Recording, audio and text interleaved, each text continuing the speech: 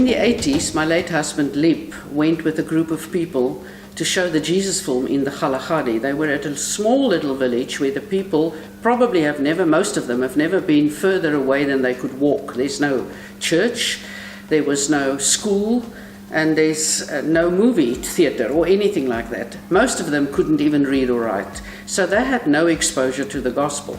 So they showed the film, and afterwards they saw the crowd pushing a guy in a wheelbarrow to them. This guy was sitting in the wheelbarrow with his legs stiff ahead in front of him, pushing out like this, because his hip, his knee, and his ankle were all frozen. He couldn't move them.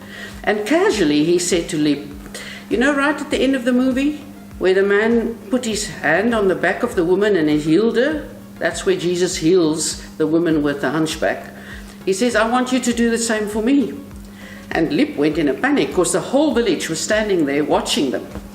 And Lip said afterwards, as he told the story, he said, you know, with no faith and in sheer panic, I knelt down and I put one hand on the hip and one hand on the knee, and I prayed.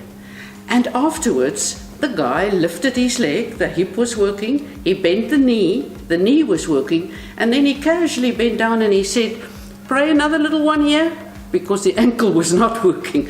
So it was just an amazing thing, but what we've realized afterwards, it never happened again to Lip.